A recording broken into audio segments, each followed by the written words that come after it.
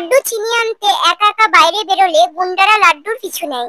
আর পরশুরাম তটিনীকে বকে, বলে লাড্ডুকে একা কেন পাঠিয়েছো। আর পরশুরাম লাড্ডুকে খুঁজতে বেরিয়ে পড়ে, আর লাড্ডুর হাত গুন্ডাটা ধরে নেয়। ওদিকে তটিনী ম্যামকে বলে, বিশ্বাস করুন আমি বুঝতে পারিনি। আর ম্যাম আর তটিনী লাড্ডুর কাছে যাবে বলে বেরোয়।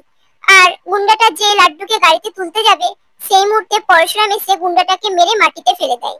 আর পরশুরাম বন্দুক বের করে গুন্ডাদের বলে, বল তোদের কে পাঠিয়েছে। গুন্ডাটা কর্ণর নাম বলে দেয়। তখন পরশুরাম তিনজন গুন্ডাকে পায়ে গুলি করে। আর পরশুরাম বলরামকে ফোন করে বলে, তিনজনকে শুট করেছি, আয় এসে তুলে নিয়ে যা। বলে পরশুরাম লাড্ডুকে কোলে নিয়ে বাড়ি ফিরতে গেলে তটিনী দৌড়ে চলে আসে লাড্ডুর কাছে। আর বলে, বাবা তুই ঠিক আছিস তো। পরশুরাম বলে, কতগুলো গুন্ডা লাড্ডুকে তুলতে এসেছিল। আর কর্ণ পরশুরামকে ফোন করে বলে, ভয় কাকে বলে বুঝতে পারছো। আর এখনো বলছি, আমার ছেলেকে জেল থেকে বের করে আনো।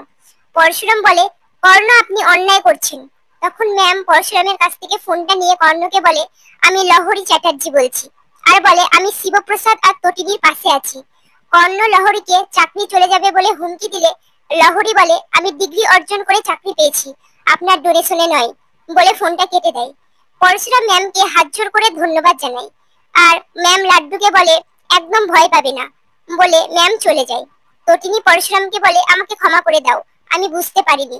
লাড্ডু তটিনীকে বলে দেয়, পরশুরাম এসে আমাকে বাঁচিয়েছে। ওদিকে ভূমিকা তটিনীর মাকে লাড্ডুর ঘটনাটা জানায়। আর নন্দিনী তটিনীদের বাড়ি আসে আর তটিনীকে বলে, তুই কর্ণর নামে একটা এফআইআর কর। তটিনী বলে, এফআইআর তো করবই, ওর সাথে আমার এখনো অনেক হিসেব বাকি আছে, বলে তটিনী পুরনো স্মৃতি মনে করে। ওদিকে পরশুরাম স্পেশাল ব্রাঞ্চে গেলে বলরাম বলে, অনেক দূর জল এগিয়ে গেছে, এবার কিছু একটা করতে হবে। পরশুরাম বলে, করবো তো বটেই। আর মায়াকে বলে, কর্ণকে ফোন ধরাও। আর মায়া ফোন ধরিয়ে পরশুরামকে দেয়। পরশুরাম কর্ণকে সাবধান করে আর বলে, এবার পরশুরাম আসছে। কর্ণ বলে, ক্ষমতা থাকলে সামনে আয়।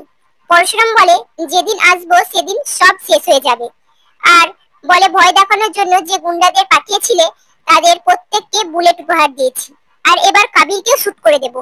কর্ণ ভয় পেয়ে যায় আর বলে, কাবিরকে মারবেন না, বললে পরশুরাম ফোনটা কেটে দেয়। আর তটিনী ও নন্দিনী লাড্ডুকে বলে, পরশুরাম কেমন দেখতে। লাড্ডু তখন বলে, মানুষের মতো দেখতে, বলে সেখান থেকে চলে যায়। আর নন্দিনী তটিনীকে বলে, থানায় চল, ওর নামে একটা এফআইআর করে আসি। আর ওদিকে আরাধ্যা কাবিরের সাথে দেখা করতে জেল কাস্টডিতে আসে। আর আরাধ্যার সাথে কর্ণ আসে।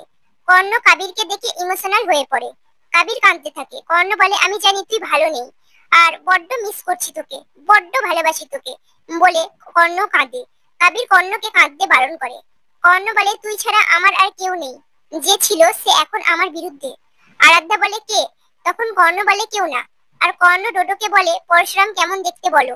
ডোডো পরশুরামের বিবরণ দিতে শুরু করে আর বলে, ওর চোখ দুটো একদম অর্জুনের মতো, অসম্ভব ভালো নিশানা করতে পারে। কর্ণ বলে, তুমি পরশুরামকে চেনো, আর একজন চেনে, সেটা হলো লাড্ডু।